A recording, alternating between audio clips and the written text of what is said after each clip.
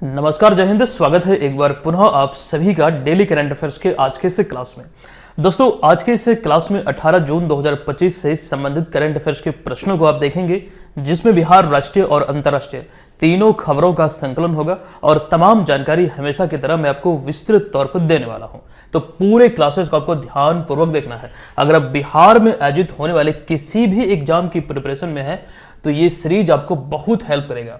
चलिए सेशन की शुरुआत करते हैं। उससे पहले पिछले क्लास में एक प्रश्न मैंने आपसे पूछा था कि निम्नलिखित में से किस राज्य में हाल ही में भारत का पहला बीज जीन बैंक खुला है? ये बिहार में खुला है। अब बिहार में कहां पर खुला है ये जानकारी हम ऑलरेडी विस्तृत तौर पर आपको दे चुके हैं, और बिहार में कितने कृषि विश्वविद्यालय हैं ये भी चीजें हमने वहां पर डिस्कस किया है। ये तमाम चीजों को अगर आप बेहतर तरीके से तैयार करना चाहते हैं तो डेली बेसिस पर क्लासेस को फॉलो कीजिए, और तमाम जो हमारे स्टडी मटेरियल नोट्स आदि होते हैं इस कोर्स में आपको बीएम ऑनलाइन लर्निंग एप्लीकेशन पे मिल जाएगा। इस कोर्स की विशेषताओं का वर्णन यहाँ पर किया गया है। नए अभ्यर्थी जो पहली बार इसे ज्वाइन करेंगे इस कूपन कोड को जरूर इस्तेमाल कीजिएगा। यहाँ पर इस कोर्स में इस फी के अतिरिक्त यहाँ पर एडिशनल 15% का आपको डिस्काउंट देखने को मिलेगा। चलिए अब हम आते हैं आज के पहले प्रश्न पे। देखिए यहाँ पर पहला प्रश्न जो है ये कथन वाला एक प्रश्न है और बहुत इंपॉर्टेंट है। देखिए पहला प्रश्न है कि निम्नलिखित कथनों पर विचार कीजिए। देखिए यहाँ पर 3 कथन हमने दिया है। पहला है, यहाँ पर ऐसे प्रश्नों को ध्यान देना आपको कि सभी कथन या फिर जो भी मतलब यहाँ पर विकल्प दिए गए हैं, जो भी कथन है उसे बारीकी से हमें पढ़ना, तभी जाके हम इसका सही विकल्प का चुनाव कर सकते हैं। तो प्रश्न में जो भी यहाँ पर कथन दिए गए उसे हम पढ़ते हैं। देखिए पहला यहाँ पर है कि भीमराव अंबेडकर बिहार विश्वविद्यालय द्वारा फिनाइल, माउथवॉश और टूथ पाउडर जैसे उत्पादों के निर्माण की तैयारी की जा रही है। दूसरा कथन है अच्छा, इसको पहले हम खंडन इसका कर दें। तो ये जो पॉइंट यहाँ पर लिखा गया ये बिल्कुल यहाँ पर सत्य है, ठीक है। उसके बाद अगला जो पॉइंट है, यह पहल विश्वविद्यालय की बायोटेक्नोलॉजी लैब में विकसित तकनीक पर आधारित है। ये भी कथन यहाँ पर जो है ये सत्य है। लेकिन तीसरा जो कथन है, इन उत्पादों को निजी कंपनियों के साथ साझेदारी में विदेशी बाजारों में निर्यात किया जाएगा। हालांकि ये आने वाले दिनों में जरूर ऐसा हो सकता है, लेकिन फिलहाल इसको लेकर ऐसी कोई बातें नहीं कही गई है। तो ये कथन बिल्कुल यहाँ पर गलत है। तो ऐसे में 1 और 2 हमें यहाँ पर सही नजर आता है, और फाइनल जो आंसर होगा, जैसे यहाँ पर लिखा गया है कि उपयुक्त विकल्प चुनिए, तो राइट आंसर है विकल्प नंबर ए। इस तरह के प्रश्न अब यहाँ पर इस सीरीज में मैं प्रयास करूंगा कि पर डे 3 से 4 प्रश्न इस प्रकार के कथन वाले आपकी नजर के सामने आए, क्योंकि इन सारे प्रश्नों में आपको चीजों को पढ़ना पड़ता, थोड़ा समय लेता है। तो ऐसे में टाइम मैनेजमेंट बहुत मैटर करेगा।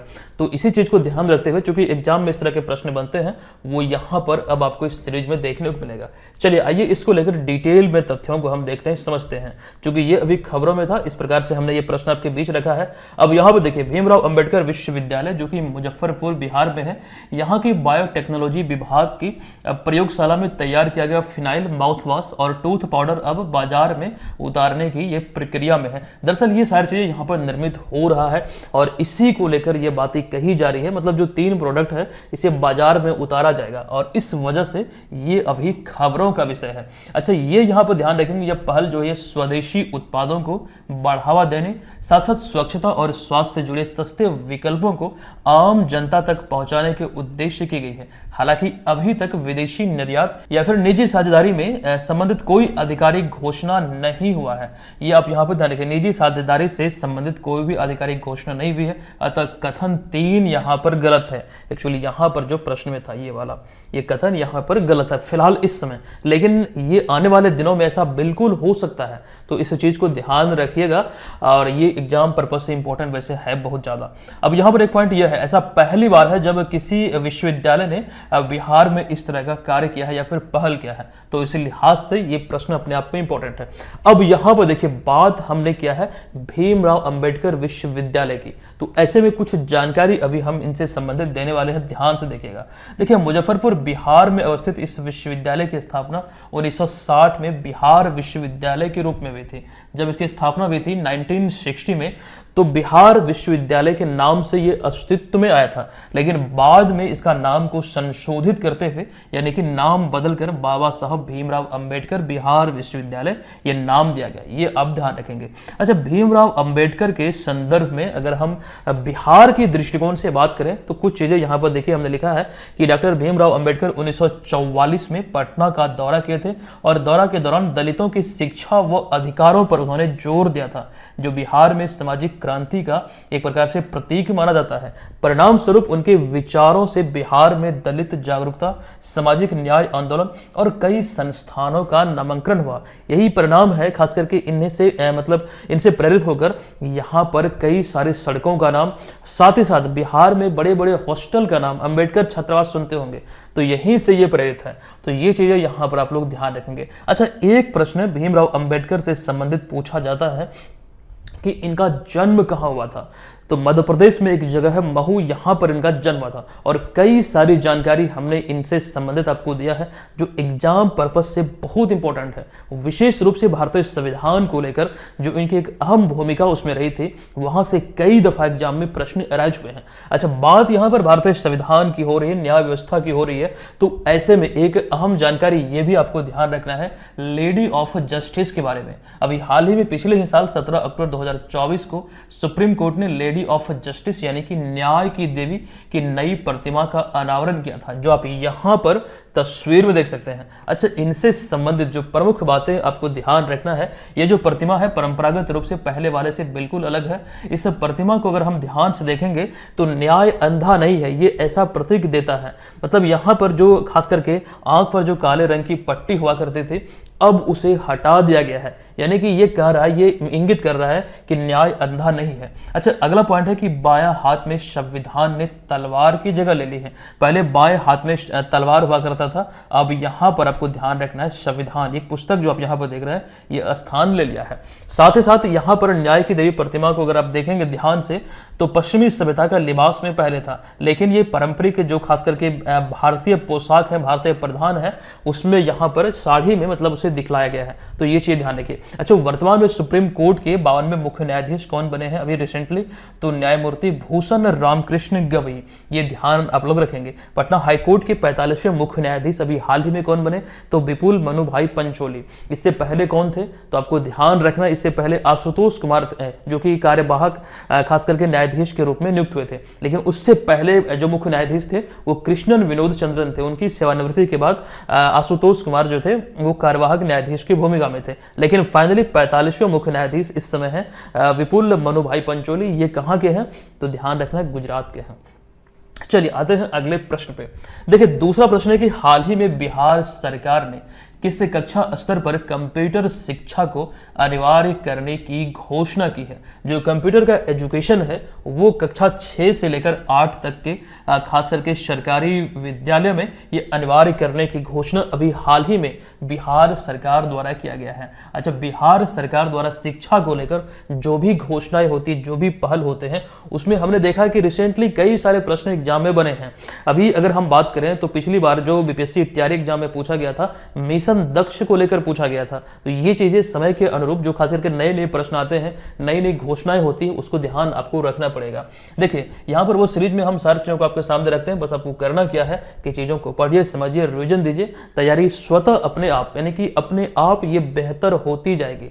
ठीक है, बस भरोसा रखिएगा, चीजों को विस्तृत तौर पे यहाँ पे पढ़िएगा। देखिए, यहाँ पर विकल्पों की मतलब एक्सप्लेनेशन की बात करें तो बिहार सरकार ने शिक्षा में तकनीकी समावेशन को बढ़ावा देने के उद्देश्य से हाल ही में कक्षा 6 से लेकर 8 तक कंप्यूटर शिक्षा अनिवार्य कर दिया है और यह फैसला राज्य शिक्षा विभाग द्वारा लिया गया है और इसके तहत छात्रों को बुनियादी कंप्यूटर ज्ञान जैसे कि हार्डवेयर, सॉफ्टवेयर, टाइपिंग, इंटरनेट आदि संबंधित जानकारी सिखाए जाएंगे। जो बेसिक से नॉलेज होते हैं कंप्यूटर से जुड़े हुए, चाहे वो हार्डवेयर से हो, सॉफ्टवेयर से हो या फिर छोटी मोटी टाइपिंग हो, साथ ही साथ इंटरनेट चलाने उन्हें मतलब ऑपरेट करने उन्हें आना चाहिए। ये सारी जानकारी यहाँ पर बेसिक स्तर पर दिया जाएगा, मतलब ये इसमें प्रावधान है। अच्छा, बात यहाँ पर अगर हम इसके उद्देश्य की बात करें तो ध्यान रखिए, इस पहल का जो उद्देश्य है ये तकनीकी रूप से बच्चों को सशक्त बनाना, डिजिटल स्किल के लिए प्रारंभिक आधार तैयार करना, साथ ही साथ भविष्य के के लिए डिजिटल तैयारियों को बढ़ावा देना, ये इसका मूल उद्देश्य है। ये सभी चीजें इसी के माध्यम से पॉसिबल हो पाएगी और ये तमाम चीजें यहाँ पर हमने लिख भी दिया है। अच्छा, अब यहाँ पर ध्यान दीजिए, यह भारत में किसी राज्य द्वारा ऐसी पहली राज्य स्तरीय पहल है और साथ ही साथ इसे खास करके आपको ध्यान रखना है एनईपी यानी कि राष्ट्रीय शिक्षा नीति, आपको ध्यान रखना 2020 के अनुरूप ये स्कूली शिक्षा में डिजिटल सशक्तिकरण को बढ़ावा देगा, मतलब इसी के अनुरूप इसे तैयार किया गया है। साथ ही इसमें एक बात ये भी निकल कर आती है, ये तो यहाँ पर रही बात कक्षा 6 से लेकर 8 तक, लेकिन वर्ष 2026 तक इसे कक्षा 1 से 10 तक विस्तारित की जाएगी। जो भी मतलब इसमें खास करके यहाँ पर बात हम कर रहे हैं कंप्यूटर एजुकेशन की, तो वो किस प्रकार से किया जाएगा वो तो सरकार डिसाइड करेगी, लेकिन ये बातें यहाँ पर फिलहाल निकल कर आई है, अनिवार्य किया जाएगा। तो फिलहाल यहाँ पर ये चीज आपको ध्यान रखना है। अब यहाँ पर एक और जानकारी हम आपको देने वाले हैं। देखिए, बिहार सरकार ने हाल ही में मई से जून 2025 महीने में कक्षा 4 से 6 के छात्रों के लिए कमाल का कैंप, जो कि गणितीय समर कैंप है, ये 2025 का संस्करण आयोजित किया था। और अगर हम बात करें इस गणितीय समर कैंप की, तो इसका उद्देश्य बच्चों की साक्षरता और गणितीय कौशल को सुधारना, ये इसका उद्देश्य है, जिसको लेकर अभी हाल ही में मई के मध्य में शुरू हुआ था, अभी हाल ही में जून में ये संपन्न हुआ। तो ये चीज ध्यान रखिए, बिहार सरकार का एक पहल है जो भी हाल ही में यहाँ पर मतलब देखने को मिला है। अब इन सारी बातों को ध्यान रखिए। अगर यहीं पर हम आपसे ये पूछें कि बिहार के शिक्षा मंत्री वर्तमान में कौन है, आपको कमेंट बॉक्स में हमें बताना है। अगर हम शिक्षा की बात कर रहे हैं तो आपसे एग्जाम में पूछा तो जा सकता है ना कि बिहार के शिक्षा मंत्री कौन है या फिर केंद्रीय शिक्षा मंत्री कौन है, वो चीजें आप लोग हमें बताएंगे। देखते हैं कितने लोगों को मालूम है। मान लीजिए ये प्रश्न आपके एग्जाम में पूछा गया है, ठीक है, आंसर कीजिए। चलिए, अब यहां पर देखिए अगला प्रश्न जो है ये आईसीसी विश्व टेस्ट चैंपियनशिप से है और ये बहुत इंपॉर्टेंट है, बहुत ज्यादा खबरों में है और यहां से प्रश्न बनना मुझे लगता है कि बिल्कुल स्वाभाविक है। आइए देखते हैं, निम्नलिखित में से किस देश ने हालिया आयोजित आईसीसी क्रिकेट विश्व टेस्ट चैंपियनशिप 2025 का जो खिताब है ये पहली बार अपने नाम किया है। ये चौकर्स की टीम किसे कहा जाता है? दक्षिण अफ्रीका को। तो दक्षिण अफ्रीका ने ही इस खिताब को अपने नाम किया है और ये पहली बार है जब दक्षिण अफ्रीका इस खिताब को अपने नाम किया है। मतलब यहाँ पर देखिए, चौकर्स की टीम जो हम बोल रहे हैं दक्षिण अफ्रीका को संबोधित किया जाता है। आप में से जो क्रिकेट देखते हैं अधिकतर लोगों को ये मालूम होगा ये चौकर्स शब्द का अर्थ क्या है। आइए उस चीज को हमने यहाँ पर लिखा है उसे देखते हैं। देखिए, चौकर्स, सबसे पहले हमने वही लिखा कि चौकर्स यानी बड़े बड़े मौकों पर दबाव के कारण आगे बिखर जाने वाली टीम को कहे जाने वाला साउथ अफ्रीकी टीम अभी हाल ही में गत चैंपियन ऑस्ट्रेलिया को हराकर तीसरा आईसीसी क्रिकेट विश्व टेस्ट चैंपियनशिप यानी कि WTC 2025 का जो खिताब है वो अपने नाम किया है। ये ध्यान रखिए, दक्षिण अफ्रीका ने ये तीसरा जो WTC 2025 का संस्करण है ये पिछले साल के चैंपियन ऑस्ट्रेलिया को हराकर अपने नाम किया है। और यहाँ पर ध्यान रखिए, एक बड़ी बात यहाँ पर यह है, इस तरह दक्षिण अफ्रीका 27 साल के बाद कोई आईसीसी टूर्नामेंट जीता है। पिछली बार 1988 में चैंपियंस ट्रॉफी ये जीता था। अच्छा, यहाँ पर भारत के संदर्भ में बात करें तो इस टेस्ट चैंपियनशिप में टेबल में भारत तीसरे स्थान पर रहा। एक चीज यहाँ पर ध्यान देने वाली बात है, अगर हम आईसीसी किसी मतलब आईसीसी जो क्रिकेट के सर्वोच्च संस्था है इसमें जो बड़ी बड़ी ट्रॉफियां हैं, इसमें अगर हम साउथ अफ्रीका यानी कि दक्षिण अफ्रीका के दृष्टिकोण से बात करें तो बहुत बार यहाँ पर हमें ये देखने को मिलता है कि फाइनल में जाके, सेमीफाइनल में जाके दक्षिण अफ्रीका मतलब टूर्नामेंट से बाहर हो जाते थे, उन्हें हार का सामना करना पड़ता था। लेकिन जब इन्होंने कमबैक किया है तो सबसे मजबूत टीम जो ऑस्ट्रेलिया है उसे हराकर इस खिताब को अपने नाम किया है। तो ये एक बहुत बड़ी उपलब्धि है। और यहाँ पर भारत के संदर्भ में ये हमने लिखा है कि यहाँ पर भारत तीसरे स्थान पर रहा। अच्छा, कप्तान एक्चुअली हम मेरे जवान पे आ गया, तो यहाँ पर अगर हम बात करें दक्षिण अफ्रीका ने इस खिताब को जो अपने नाम किया है, इस टीम के एक्चुअली इसमें कप्तान कौन है, यहाँ पर आप इनको देख रहे हैं, टेम्बा बबूमा, जो आप यहाँ पे देख रहे हैं, आप लोग जानते हैं नाटे करके हैं टेम्बा बबूमा और इस समय दक्षिण अफ्रीकी टीम के कप्तान है।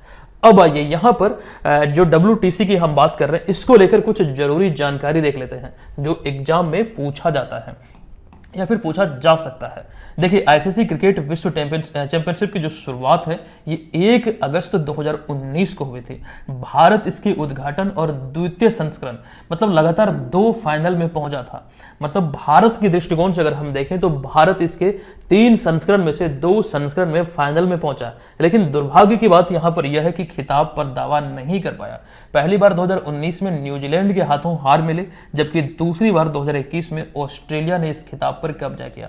यानी कि इसका पहला संस्करण का खिताब न्यूजीलैंड अपने नाम किया है, दूसरा का ऑस्ट्रेलिया, और तीसरा का अभी हाल ही में जो अभी रिसेंटली आयोजित हुआ है ये दक्षिण अफ्रीका ने अपने नाम किया है। अच्छा, दक्षिण अफ्रीका ने इस ट्रॉफी को जो अपने नाम किया, आप यहाँ पर इस ट्रॉफी को देख सकते हैं। एक गदा जो है ये ट्रॉफी है, ये आप यहाँ पर देख सकते हैं। इंटरनेट आदि मीडिया में आपने ये जरूर देखा होगा।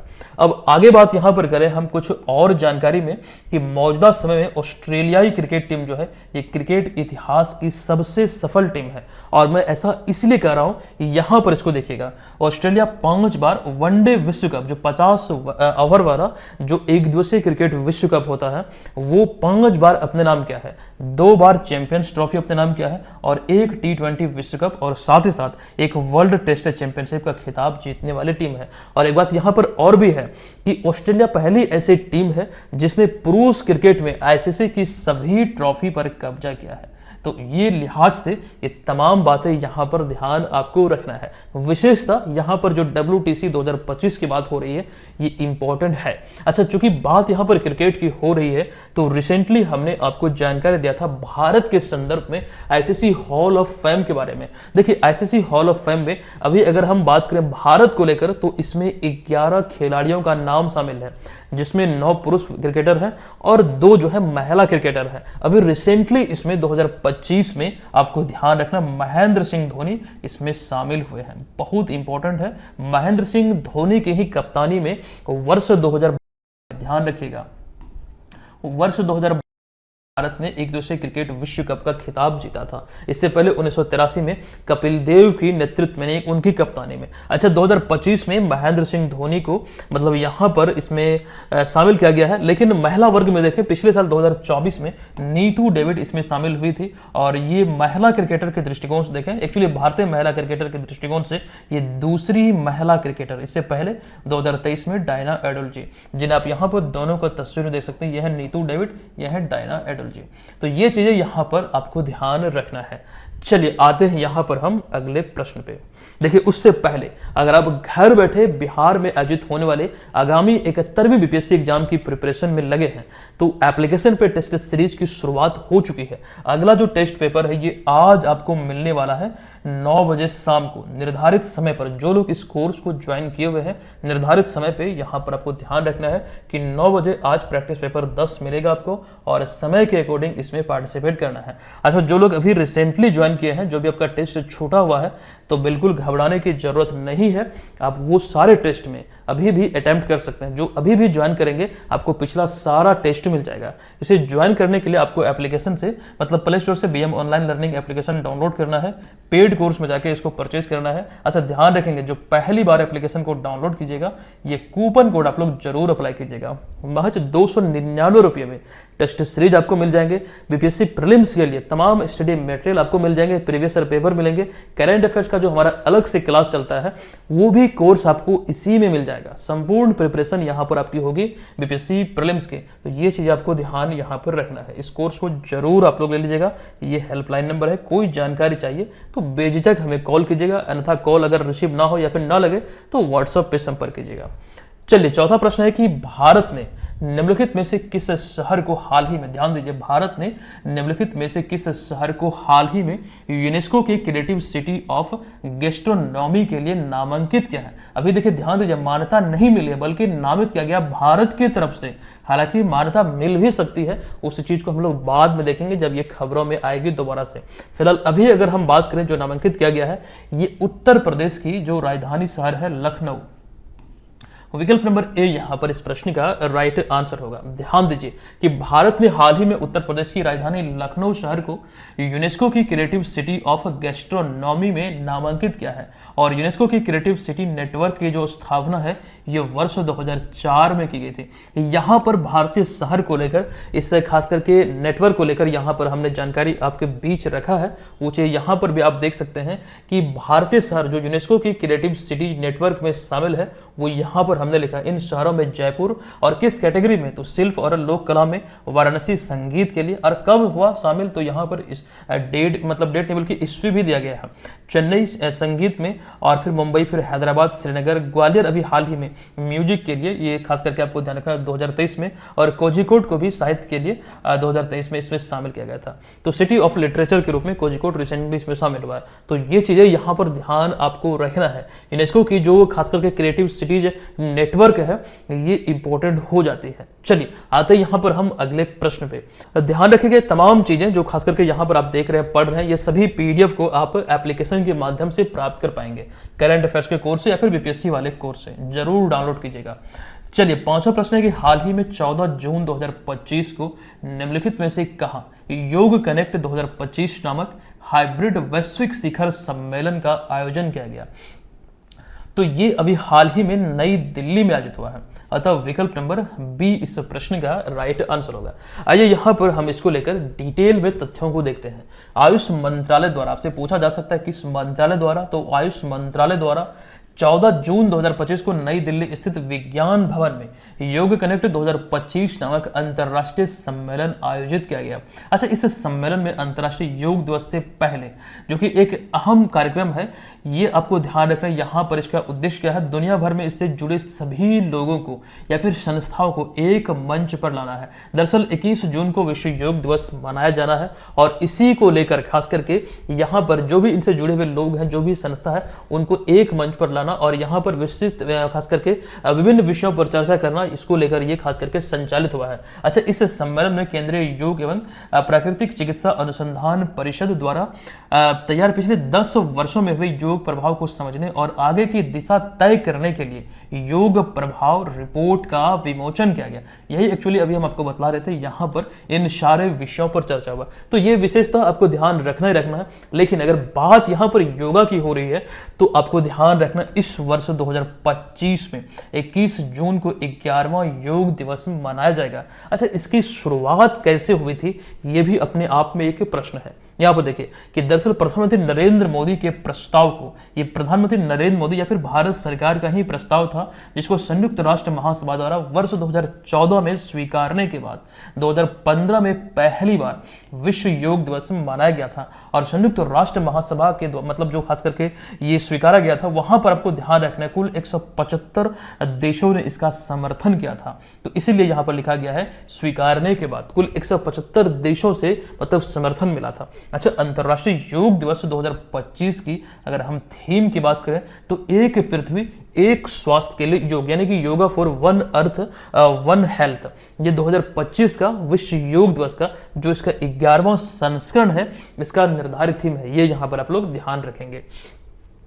चलिए आते हैं अगले प्रश्न पे। देखिए, चूंकि बात यहाँ पर योग की हो रही थी, योगा की हो रही थी, ऐसे में एक अहम जानकारी आपको ध्यान रखना है यूनेस्को की अमूर्त सांस्कृतिक विरासत को लेकर। देखिए, यहाँ पर हमने ये सूची आपके बीच रखा है। कुल मिलाकर यहाँ पर 15 इस सूची में शामिल है, अमूर्त सांस्कृतिक विरासत की सूची में। इसमें आपको 11वें नंबर पर योगा दिख रहा है, जो कि 2016 में ये यूनेस्को की अमूर्त सांस्कृतिक विरासत की सूची में शामिल हुआ था। अच्छा, 2016 में एक और शामिल हुआ था नवरोज, जो कि ईरानी नव वर्ष का प्रतीक है। 2016 में ये दोनों इसमें शामिल हुआ था, ध्यान रखिएगा। अच्छा, पिछली बार इसमें क्या शामिल हुआ है, तो गरबा नृत्य जो 2023 में शामिल हुआ है। यानी कि इस सूची में भारत के 15 मतलब खास करके जो सांस्कृतिक विरासत है वो इसमें शामिल है। तो 15वां है गरबा नृत्य, 2023 में इसमें शामिल हुआ। चलिए, निम्नलिखित में से किसने वीजा धोखाधड़ी के सिलसिले में वंचित फ्रांसीसी दूतावास के पूर्व अधिकारी शुभम शौकीन को या फिर इनकी वैश्विक संपत्तियों का पता लगाने के लिए केंद्रीय जांच ब्यूरो के अनुरोध पर पहला सिल्वर नोटिस जारी किया है। अच्छा, मेरे ख्याल से इस प्रश्न को आप इंपॉर्टेंट नहीं बल्कि VVI मतलब प्रश्नों में से रखेंगे। वेरी वेरी इंपॉर्टेंट प्रश्नों में से शामिल रखिएगा। यहाँ पर प्रश्न को एक बार मैं पुनः से पढ़ रहा हूँ और उसके बाद हम विस्तृत जानकारी यहाँ पर देखेंगे। देखिए, वीजा धोखाधड़ी के सिलसिले में वंचित फ्रांसीसी दूतावास के पूर्व अधिकारी शुभम शौकीन की वैश्विक संपत्तियों का पता लगाने के लिए केंद्रीय जांच ब्यूरो के अनुरोध पर पहला सिल्वर नोटिस जारी किया गया है। अब ये सिल्वर नोटिस क्या है वो चीजें हम डिस्कस करेंगे ही, लेकिन यहां पर पूछा गया किसके द्वारा जारी किया गया, तो इंटरपोल के द्वारा। विकल्प नंबर सी यहां पर इस प्रश्न का राइट आंसर होगा। अब यहां पर ध्यान दीजिए, इंटरपोल ने वीजा धोखाधड़ी के सिलसिले में वंचित फ्रांसीसी दूतावास के पूर्व अधिकारी शुभम शौकीन की वैश्विक संपत्ति यानी कि पूरी दुनिया में जो इनकी संपत्ति है इसका पता लगाने के लिए केंद्रीय जांच ब्यूरो के अनुरोध पर, यानी कि भारत के केंद्रीय जांच ब्यूरो के अनुरोध पर यह पहला सिल्वर नोटिस जारी किया है, यानी कि सीबीआई के अनुरोध पर। ये यहां पर आपको ध्यान रखना है। अच्छा, सिल्वर नोटिस की अगर हम बात करें, यहां पर आपको बता दूं यह एक रंग आधारित नोटिस है जिसकी शुरुआत इंटरपोल द्वारा इसी साल जनवरी में की गई है, यानी कि जनवरी 2025 में ये सिल्वर नोटिस की शुरुआत की गई है। किसके द्वारा, तो इंटरपोल के द्वारा। ये यहां पर आपको ध्यान रखना है। अच्छा, इसका उद्देश्य क्या है, तो दुनिया भर में अवैध संपत्तियों की जानकारी जुटाना और उसका पता लगाना, ये इसका मूल उद्देश्य है। अच्छा, इसी में एक पॉइंट ये निकल कर आता है कि इटली के अनुरोध पर पहला सिल्वर नोटिस जारी कर इसकी शुरुआत हुई है अभी हाल ही में जनवरी 2025 में। अच्छा, इंटरपोल 8 प्रकार के रंग आधारित नोटिस जारी करता है, वो चीजें यहां पर हमने लिखा है। उदाहरण के लिए लाल रंग। अच्छा, ये चीजें यहां पर आगे हम देखने वाले हैं। यहां पर वो चीजें रंग आधारित जो नोटिस है वो चीज हम देखेंगे, लेकिन उससे पहले चूंकि बात यहां पर इंटरपोल की हो रही है तो एक करंट अफेयर्स का प्रश्न ये भी है कि इंटरपोल द्वारा वैश्विक स्तर पर साइबर अपराध से निपटने के लिए हाल ही में जनवरी से अप्रैल 2025 तक ऑपरेशन सिक्योर चलाया गया था। ये ध्यान रखिए, अभी रिसेंटली जनवरी से अप्रैल 2025 तक ऑपरेशन सिक्योर इंटरपोल द्वारा चलाया गया। किस उद्देश्य से, तो साइबर अपराध से निपटने के लिए, इस पर शिकंजा कसने के लिए। तो ये चीज ध्यान रखिए। अब यहां पर हम बात करेंगे इंटरपोल की जो रंग आधारित नोटिस है। दरअसल ये रंग आधारित नोटिस प्रणाली की जो एक्चुअली शुरुआत हुई थी वो वर्ष 1946 में ही हो गई थी, और उस समय जब ये शुरू हुआ था तो इसमें 6 रंग आधारित नोटिस हमें देखने को मिलता है। इसकी संख्या उस समय जब शुरू हुआ था, अस्तित्व में था 1946 में, इसमें 6 रंग आधारित नोटिस था, जिसमें लाल शामिल था, फिर नीला, हरा, पीला, काला और बैगनी। लेकिन 2004 में इसमें 7वां रंग नारंगी शामिल हुआ। फिर 2025 में इसमें नया एक और सिल्वर रंग या फिर सिल्वर नोटिस शामिल हुआ, या फिर ये शुरू किया गया। अब यहां पर देखिए, रेड नोटिस जो है ये आपको ध्यान रखना भगोड़े अपराधियों की गिरफ्तारी के लिए इस्तेमाल होता है। फिर येलो नोटिस लापता व्यक्तियों, विशेष रूप से नाबालिगों का पता लगाने के लिए। ब्लू नोटिस की बात करें तो किसी आपराधिक जांच के संबंध में अतिरिक्त जानकारी प्राप्त करने के लिए।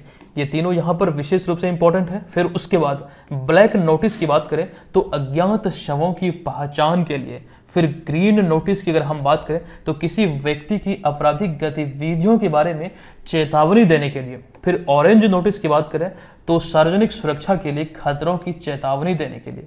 फिर बात करें पर्पल नोटिस की तो अपराधियों द्वारा उपयोग की जाने वाली कार्य प्रणाली, वस्तुओं, साथ साथ उपकरणों और छिपने के तरीकों के बारे में जानकारी प्राप्त करने के लिए ये नोटिस जारी किया जाता है। फिर अभी सिल्वर नोटिस की अगर हम बात करें तो यहाँ पर आपको ध्यान रखना आपराधिक संपत्तियों का पता लगाने और उन्हें ट्रैक करने के लिए, जानकारी एकत्रित करने के लिए ये नोटिस जारी किया जाता है। अच्छा, ये चीजें बहुत इंपॉर्टेंट है क्योंकि अभी इसमें सिल्वर नोटिस मतलब 2025 में जारी किया गया पहली बार, और ऐसे में ये चीजें खबरों में निकल कर आई है। इस वजह से यहाँ पर खास करके जो जांच का मतलब खास करके केंद्रीय जांच ब्यूरो सीबीआई के अनुरोध पर ये पहली बार ये जारी हुआ है, तो अपने आप में ये 2-3 वजहों से ये इंपॉर्टेंट हो जाती है। इसको जरूर आप लोग विशेष रूप से याद रखिएगा।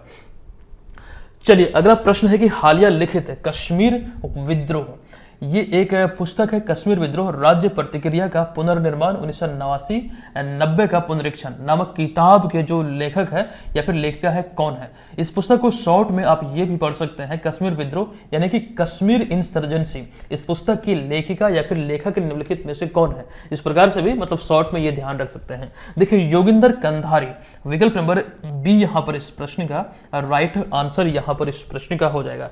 इस पुस्तक के कवर पेज को यहाँ पर आप तस्वीर के माध्यम से देख सकते हैं। देखिए, कश्मीर विद्रोह राज्य प्रतिक्रिया का पुनर्निर्माण 1989 से 90 का पुनरीक्षण नामक इस पुस्तक के लेखक हैं कर्नल योगिंदर कंधारी। ये आपको यहाँ पर ध्यान रखना, जो कि सेवानिवृत्त कर्नल है, इनके द्वारा ये लिखा गया है। अब यहाँ पर आगे हमने लिखा कि यह पुस्तक 1989 से 90 के कश्मीर विद्रोह और उस समय के सरकार की प्रतिक्रिया पर केंद्रित है। यानी कि इस दौरान मतलब जो भी मतलब यहाँ पर खास करके विशेष रूप से कश्मीरी पंडितों के स्थापन का विश्लेषण यहाँ पर जो किया गया है उसी पर यह केंद्रित है। यानी कि मूलतः अगर हम देखें तो ये जो पुस्तक है ये कश्मीरी पंडितों के विस्थापन यानी कि एक जगह से दूसरे स्थान पर जो पलायन किया गया उसी को लेकर यहाँ पर इसमें मतलब लिखा गया विस्तृत तौर पर इसी पर यह केंद्रित है, या फिर बोल सकते हैं इस पुस्तक की यही विषय वस्तु है। तो इतनी बातें फिलहाल यहाँ पर ध्यान रखें। किसी भी पुस्तक को लेकर क्या उसका मोटिव है, मतलब उसमें क्या चीजों के बारे में लिखा गया है, लेखक या फिर लेखिका कौन है, ये चीजें इंपॉर्टेंट होती है। लेकिन इसके अतिरिक्त ये पुस्तक भले ही आप पढ़ें या ना पढ़ें उतना फर्क आपको नहीं पड़ेगा। लेकिन इस समय आगामी एग्जाम को देखते हुए हमारा मंथली करंट अफेयर्स का जो ई बुक आता है उसे आप लोग जरूर पढ़िएगा। 2022 से रेगुलर वो आपको मिलता आ रहा है। 2025 में भी जनवरी से लेकर मई तक का आपको दिया जा चुका है। जून वाला अपकमिंग है, जून जैसे ही संपन्न होता है उसका एक तो जून का मंथली पीडीएफ आपको मिलेगा ही मिलेगा, साथ ही साथ जनवरी से जून तक का जो कंपाइलेशन होगा बिहार राष्ट्रीय अंतर्राष्ट्रीय तीनों घटनाओं का वो भी मिलेगा, और साथ ही साथ बिहार स्पेशल का पिछले संग्रह होगा वो भी आपको वहां पर कोर्स में मिलेगा। चलिए अगला 8वां प्रश्न है कि नाटो द्वारा, ये प्रश्न इंपॉर्टेंट है, नाटो द्वारा बाल्टोप्स 25 नामक सैन्य अभ्यास का आयोजन निम्नलिखित में से किस देश में हाल ही में किया गया है। इस देश का नाम है लातविया। यानी कि अभी हाल ही में यहाँ पर इसका आयोजन हुआ है। आप यहाँ पर बाल्टिक सी को देख सकते हैं तस्वीर में, और जो ये वाला एरिया आपको दिख रहा है ये आपको ध्यान रखना लातविया है। और लातविया के अगर खास करके पड़ोसी देशों में बात करें एस्टोनिया और रशिया, एस्टोनिया यहाँ पर, रशिया, फिर बेलारूस, फिर लिथुआनिया है। तो ये ध्यान रखें अभी हाल ही में ये बाल्टोप्स 25 नामक जो सैन्य अभ्यास है इसका आयोजन लातविया में किया गया। यहाँ पर उसके बारे में देख सकते हैं आयोजन जो हुई है ये एक वार्षिक सैन्य अभ्यास है। 5 से लेकर 20 जून 2025 तक ये आयोजित हुआ है और इस अभ्यास का आयोजन लातविया में किया गया। और आपको ध्यान रखना जो कि बाल्टिक सागर क्षेत्र का एक महत्वपूर्ण राजनीतिक देश है लातविया, यहीं पर अभी हाल ही में आयोजित हुआ है। अच्छा, इस अभ्यास में जो ये वार्षिक सैन्य अभ्यास की हम बात कर रहे हैं बाल्टोप्स की, इस अभ्यास में 16 नाटो सदस्य देशों ने भाग लिया जिनमें करीब 9000 सैनिक और 40 से अधिक युद्धपोत और 25 सैन्य विमान यहाँ पर शामिल थे। विशेष रूप से ये ध्यान रखना 16 नाटो सदस्य देशों ने इसमें भाग लिया है। अच्छा, इस अभ्यास के दौरान विभिन्न प्रकार के संयुक्त सैन्य ऑपरेशन किए गए जैसे उभयचर लैंडिंग। अच्छा, उभयचर शब्द का जो अर्थ है बहुत लोग समझ भी रहे होंगे। देखिए इसको हम ऐसे समझते हैं जैसे कि एक मेढक जो होता है वो उभयचर प्राणी है, वो जल और स्थल दोनों जगहों पर सर्वाइव करता है। तो उभयचर लैंडिंग यानी कि दोनों जगहों पर, पानी और स्थल दोनों जगह पर ये खास करके मतलब इसमें खास करके ऑपरेशन संचालित किया गया इसके माध्यम से। और पनडुब्बी रोधी युद्ध, वायु रक्षा, मानवीय निकासी और खदान रोधी उपाय आदि इसमें शामिल थे जो यहाँ पर हमें देखने को मिलता है। अच्छा, इस अभ्यास का मुख्य उद्देश्य नाटो सेनाओं के बीच परस्पर सहयोग यानी कि कोऑर्डिनेशन और इंटर ऑपरेटिविलिटी यानी कि अंतर संचालनीयता को मजबूत करना, साथ ही साथ बाल्टिक क्षेत्र में सुरक्षा और स्थिरता बनाए रखना, ये खास करके इसका मूल उद्देश्य है। क्योंकि बात यहाँ पर नाटो की हो रही है क्योंकि नाटो देशों के बीच ही ये आयोजित हुआ है। नाटो को लेकर यहाँ पर जानकारी आप ध्यान रखेंगे कि नाटो यानी कि यहाँ पर इसका अगर हम पूरा नाम की बात करें तो उत्तरी अटलांटिक संधि संगठन। ये नाटो की स्थापना 4 अप्रैल 1949 को 12 संस्थापक सदस्यों द्वारा अमेरिका के जो वॉशिंगटन है यहाँ पर किया गया था। मुख्यालय इसका वर्तमान में ब्रुसेल से बेल्जियम में है। सेक्रेटरी जनरल है मार्क रूट जो कि नीदरलैंड के हैं। अच्छा, इसका उद्देश्य क्या है? यूरोपीय देशों को एक सूत्र में संगठित करना और आक्रमण के समय, खासकर के बाहरी आक्रमण के समय अवरोधक की भूमिका निभाना, ये इसका मूल उद्देश्य है। ये आपको ध्यान रखना है। इसी को लेकर यहाँ पर खास करके अस्तित्व में ये आया था 4 अप्रैल 1949 को। चलिए आते हैं अगले 9वें नंबर प्रश्न पे। हालिया जारी एक रिपोर्ट के अनुसार वित्त वर्ष 24 से 25 में किस राज्य ने प्रत्यक्ष विदेशी निवेश प्रवाह में पहला स्थान हासिल किया है? तो ये राज्य है महाराष्ट्र। अतः विकल्प नंबर ए इस प्रश्न का राइट आंसर होगा। अच्छा, वीडियो अगर थोड़ी लंबी हो रही है तो एकदम मतलब आपको यहाँ पर चिंता करने की जरूरत नहीं है। हो सकता है कि वीडियो 30 मिनट ना होकर 40 मिनट का हो जाए, लेकिन करंट अफेयर्स में जो इतना बड़ा पोर्शन है आप थोड़ा तो समय दे ही सकते हैं। बिल्कुल 1 घंटा मान लीजिए, 40 से 45 मिनट, या फिर मैक्सिमम 1 घंटा मान लीजिए कि प्रत्येक दिन 24 घंटे में से 1 घंटा करंट अफेयर्स को देना है, इस सीरीज को देना है। और समय निर्धारित कर लीजिए, उसी समय इसको फॉलो कीजिए, निश्चित तौर पर तैयारी बेहतर होगी। 1 घंटा से आपको अधिक नहीं देना, ठीक है। चलिए यहाँ पर इसका हम एक्सप्लेनेशन की बात करें, चूंकि महाराष्ट्र इसमें अव्वल है। यहाँ पर वो चीजें हमने लिखा है कि वित्त वर्ष 24-25 में प्रत्यक्ष विदेशी निवेश यानी कि एफडीआई के प्रभाव में महाराष्ट्र ने शीर्ष स्थान हासिल किया। दरअसल महाराष्ट्र को इस वित्त वर्ष में लगभग यहाँ पर 1,64,875 करोड़ का एफडीआई प्राप्त हुआ है, यानी कि प्रत्यक्ष विदेशी निवेश प्राप्त हुआ, जो कि पूरे भारत का लगभग 40% अकेले अब महाराष्ट्र इसमें मतलब में देखने को मिलता है। तो इस लिहाज से महाराष्ट्र इसमें अव्वल है। अच्छा, ये पिछले वर्ष जो कि पिछला वित्त वर्ष 2023 से 24 की तुलना में लगभग 32% की वृद्धि को दर्शाता है।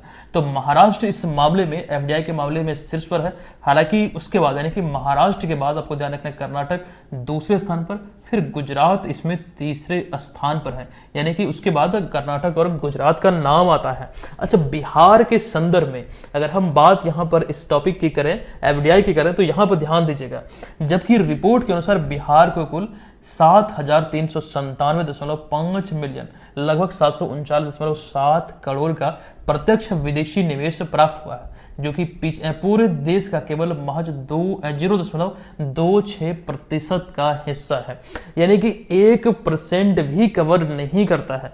अर्थात एफडीआई के मामले में, विदेशी खास करके निवेश मामले में प्राप्त करने के मामले में बिहार जो है इस समय खास करके निचले राज्यों में है, ये ध्यान रखिएगा। अच्छा, साथ ही इस रिपोर्ट में एक ये भी खंडन किया गया है कि भारत में एफडीआई के लिए सबसे आकर्षक जो क्षेत्र है वो सेवा क्षेत्र, साथ साथ कंप्यूटर सॉफ्टवेयर, हार्डवेयर और दूर संचार क्षेत्र इसमें अव्वल रहा है। अगर हम कैटेगरी वाइज देखें तो ये चीजें यहाँ पर आगे रहा है। अच्छा, भारत सरकार के एफडीआई आंकड़े औद्योगिक नीति और संवर्धन विभाग, वाणिज्य और उद्योग मंत्रालय के माध्यम से प्रकाशित करती है। ये भी चीजें, चूंकि ये चीजें खबरों में है तो यहाँ पर आपको विशेष रूप से ध्यान रखना है।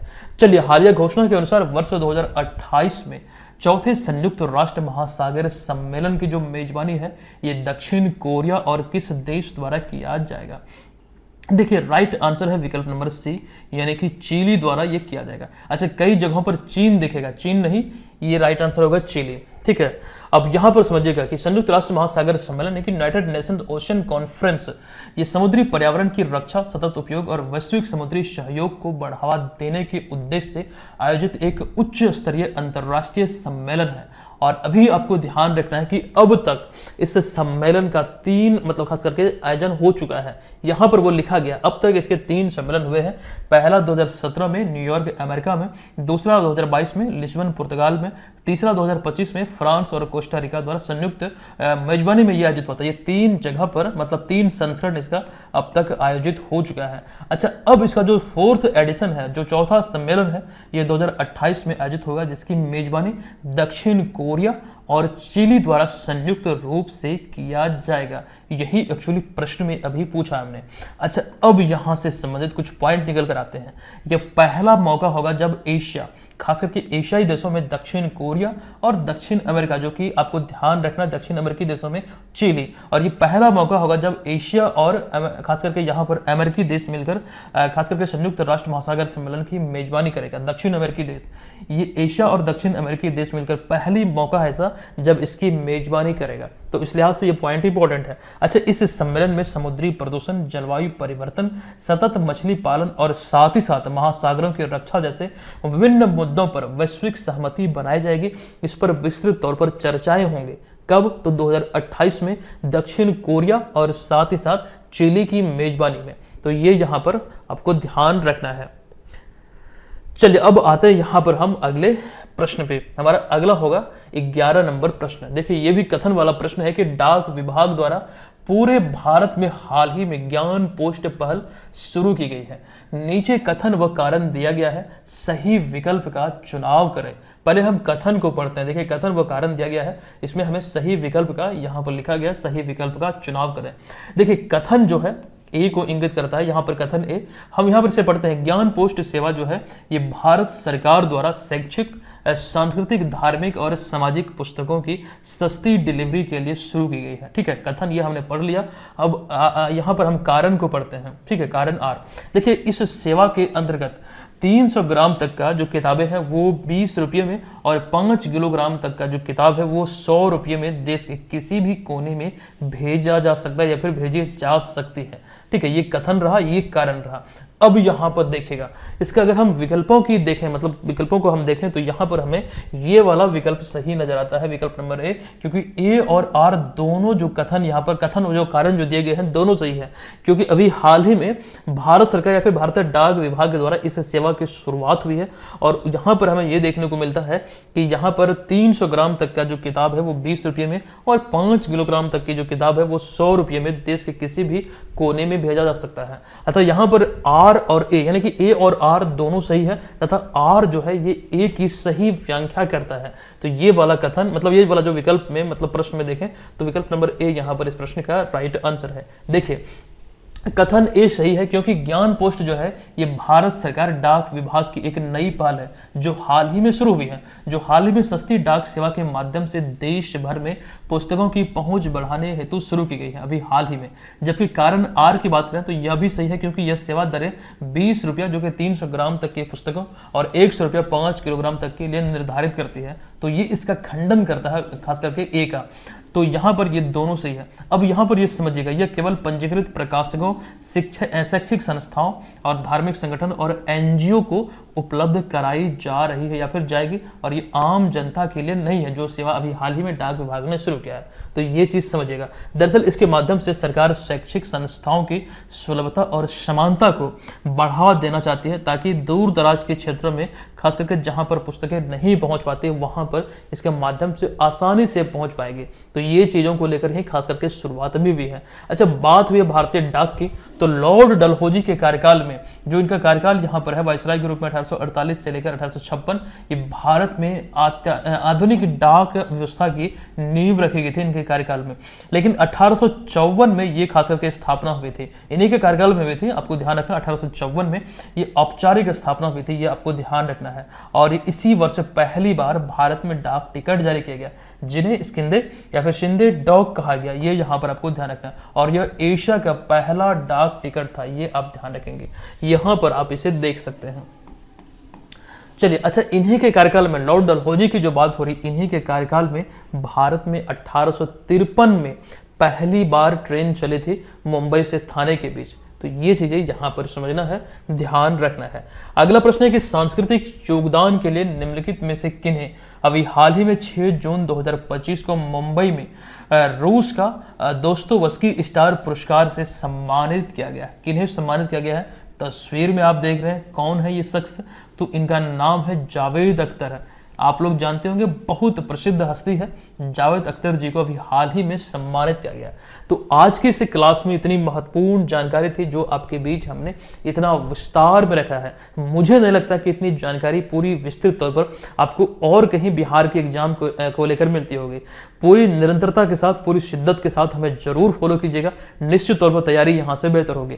आज के इस क्लास का ये प्रश्न है, आपको कमेंट बॉक्स में हमें बताना है इसका राइट आंसर क्या होगा। अच्छा, जो जानकारी हमने आपको इस कोर्स को लेकर दिया है, आप इसके माध्यम से करंट अफेयर्स की जो प्रिपरेशन है वो बेहतर तरीके से कर सकते हैं। नाम मात्र की फी पर कूपन कोड अप्लाई करेंगे तो एडिशनल डिस्काउंट भी आपको मिल जाएगा। ठीक है, नाम मात्र की फी पर उपलब्ध है, इस कोर्स को आप लोग ले लीजिएगा, ये इसके बेनिफिट है। साथ ही साथ जाते थे आपको ये बता दूं कि जो अगला टेस्ट पेपर है आज आपको मिलेगा 71वीं बीपीएससी एग्जाम के लिए, प्रैक्टिस सेट नंबर 10, 18 जून 9 बजे शाम में। तो तैयार रहिएगा, इस कोर्स में आपको मिलने जा रहा है। और एप्लीकेशन पे जो कोर्स में जाएंगे वहां पर टेस्ट वाला सेक्शन आपको दिखेगा। जब परचेज आप कर लेंगे तो ये टेस्ट वाले सेक्शन में ये रेड वाला जो आपको दिख रहा है, इसी में आपको बीपीएससी का फुल लेंथ टेस्ट मिलता है।